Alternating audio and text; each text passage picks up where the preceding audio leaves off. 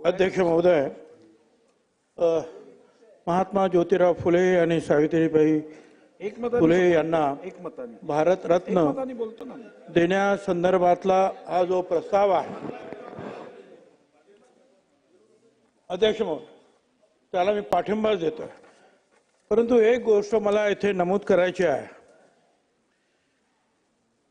महात्मा हे साधारणपणे आपण जर पाहिलं तर दोन महात्मा, एक महात्मा गांधी आणि एक महात्मा ज्योतिराव फुले, हे दोन महात्मा आहेत. भारतरत्न आहेत, अनेक भारतरत्न आहेत, पण महात्मा त्याच्यावरती आहे. महात्मा जनतेनं राष्ट्राने त्यांना दिलेली पदवी आहे, ती सर्व मान्य करण्यात आलेली आहे. याला मी विरोध करत नाही, पण हे करत असताना महात्मा फुल्यांचं महात्मा हे कुठेही कमी होता कामा नये.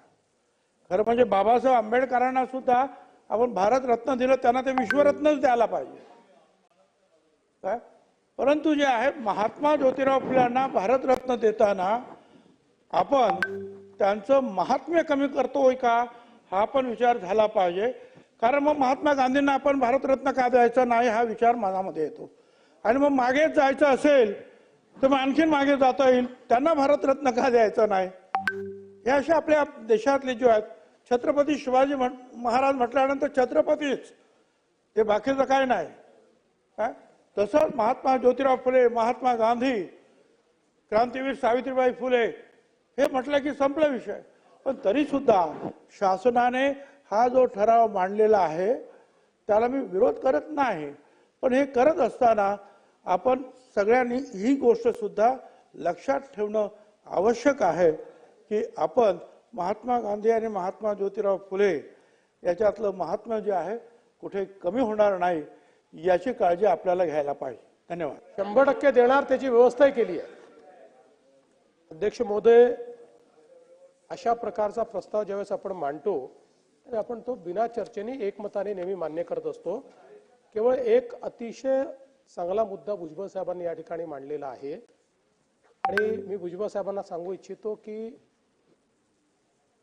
कुठल्याही देशामध्ये दोन प्रकारच्या मान्यता असतात. एक राजमान्यता असते आणि एक लोकमान्यता असते. मी हे मानणाऱ्यांपैकी आहे की लोकमान्यता ही राजमान्यतेपेक्षा मोठी असते. महात्मा ही लोकमान्यता आहे आणि भारतरत्न ही राजमान्यता आहे. मला असं वाटतं की ही लोकमान्यता जी त्यांना मिळालेली आहे ती कधीच कोणी हिरावून घेऊ शकत नाही, त्याचं महत्त्व कधीच कमी होऊ शकत नाही. ते नेहमीच महात्मा राहतील. पण त्याच वेळी एक प्रकारे भारताच्या जनतेने देखील जे सरकार बसवलेलं आहे, जी एक संविधानाची व्यवस्था केलेली आहे, त्या व्यवस्थेतनं एक राजमान्यता त्यांना मिळाली आहे. अशा प्रकारचा हा प्रयत्न आपला आहे. पण मी आपल्या मताशी बिलकुल सहमत आहे की महात्मा ही पदवी कुठल्याही इतर पदवीपेक्षा मोठी आहे आणि ती या देशात दोघांनाच आहे. एक महात्मा गांधींना आहे आणि दुसरी महात्मा ज्योतिबा फुलेंना आहे. त्यामुळे त्याचं महत्व कुठेही कमी. महात्मा बसवेश्वर यांना आपण ईश्वर मानतो, त्यांना आपण व्यक्ती नाही मानत. असं काय करताय?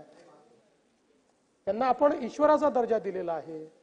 त्यामुळे अशा प्रकारे दोघाच जणांना आपण त्या ठिकाणी महात्मा म्हणून या संपूर्ण सामाजिक चळवळीमधले महात्मा हे दोनच आहेत. एक महात्मा गांधी आहेत, दुसरे महात्मा ज्योतिबा फुले आहेत.